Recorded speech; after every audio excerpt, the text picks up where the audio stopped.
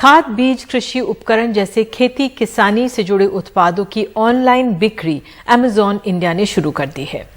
तो एक तरफ कृषि कानूनों के विरोध में किसानों का आंदोलन चल रहा है, तो दूसरी तरफ सवाल उठता है कि विदेशी रिटेल चेन में कृषि सामान बेचने से किसानों को कितना फायदा होगा। जानते हैं किसानों और दुकानदारों की क्या राय है। भोपाल के करीब रातीबड़ में खाद, बीज और कीटनाशक खरीदने आए 5 से 7 एकड़ में खेती करने वाले मोतीलाल मारन और अखिलेश मारन को जब हमने बताया कि अब वो ऑनलाइन खाद बीज खरीद सकते हैं तो पहले तो वो खुश हुए, फिर सोचने लगे दुकान वाले तो उधार भी दे देते हैं, ज़्यादा हुआ तो सामान वापस भी कर सकते हैं, क्या ऑनलाइन में ये सहूलियत मिलेगी? तो हम किसके पास जाएंगे? दुकानदार तो जो भी हमें हमारी पहचान जहाँ होती है हम वहीं से ज़्यादा लेने का वो रखते हैं, लेकिन यहाँ तो है ना तो हमारी कोई पहचान है। अगर फ़ोन करके हमने बुला भी लिया तो ना तो हम उसे वापस कर पाएंगे और ना किसान इतना शिक्षित है कि उसे वापस कर पाएगा इतना ज़्यादा। ऑनलाइन से हमें फ़ायदा तो है कि घर पे पहुँच जाएगा माल, लेकिन एक नुकसान ये ज़्यादा है कि उसकी हम क्वालिटी नहीं चेक कर पाएंगे, उसमें नमी है या वो कोई ख़राब क्वालिटी का आ गया, और ख़राब क्वालिटी का आ गया तो उसको बदलेंगे कैसे। और एक तो सरकार का ये है कि अभी तो खाद बीज पे नियंत्रण है सरकार का, क्योंकि सरकार खुद बेच रही है, उसको दुकानदारों को सप्लाई कर रही है। अगर जब सप्लाई अगर डायरेक्ट कंपनी करेगी तो वो अपने हिसाब से रेट रखेगी। खाद बीज के ऑनलाइन बाजार से दुकान वाले भी घबराए हुए हैं। उनका मानना है कि इससे उनका कारोबार प्रभावित होगा। ऑनलाइन की कौन गारंटी लेगा? जो भी खाद बीज दवाई आ रही है वो 100% ठीक है, सारे मापदंडों के अनुसार है कि नहीं है। हमारे यहाँ बार बार कृषि जो अधिकारी है वो चेक करने आते हैं, ऑनलाइन में कौन चेक करेगा? भोपाल से लगभग 200 किलोमीटर दूर आगर मालवा जिले के आवर गांव में बहादुर सिंह, महेंद्र सिंह दोनों बड़े किसान हैं। 100 बीघा खेत है, स्मार्टफोन चलाते हैं, सो ऑनलाइन खाद बीज पर नज़र है। क्या कह रहे हैं सुनिए। ऑनलाइन एक यूरिया खाद आया है, वो 135 रुपये किलो है। अगर वो डालेंगे तो सोसाइटी में 300 रुपये किलो में मिलता है। 300 रुपये का 50 किलो। हाँ, और ये 1 किलो का 135 रुपये है। तो कैसे डालेंगे, कैसे करेंगे पूरा किसान इसको?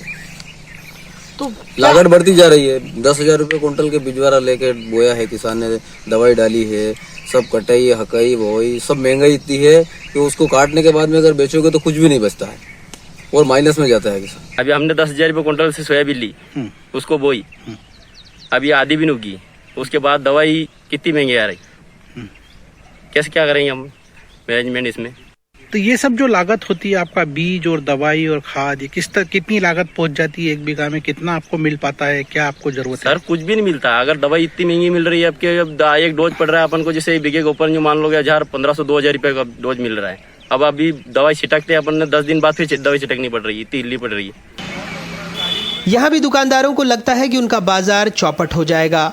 वस्तु अधिनियम की वस्तु है, इसका कोटा गवर्नमेंट देती है, इसमें 75 से 80% सोसाइटियों में जाता है और 20% निजी क्षेत्रों में मिलता है, और उसमें भी भारी परेशानी आती है। उसको यदि गवर्नमेंट ऑनलाइन में परमिशन देगी तो किसानों को भी बहुत परेशानी आएगी और हम लोगों को भी बहुत परेशानी आएगी, और इतने महंगे रेट में नहीं खरीद पाएंगे। जानकारों का मानना है कि ये पहल किसानों को बड़ी कंपनी के एकाधिकार के चंगुल में फंसा सकती है।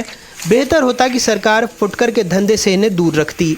कि इसमें इस तरह की छूट जो इसेंशियल कमोडिटी या फर्टिलाइजर मार्केट पे दी जा रही है, ये गवर्नमेंट के कंट्रोल में है। प्राइस का कंट्रोल है, क्वालिटी का कंट्रोल है, इसके डिमांड सप्लाई में बहुत बड़ा इशू है। एक तरफ जो सरकार है नीम कोटेड यूरिया लाती है, कहती है कि हम लोग कालाबाजारी को रोकेंगे, जो यूरिया का दूसरे लोग उपयोग कर रहे हैं उसको रोके।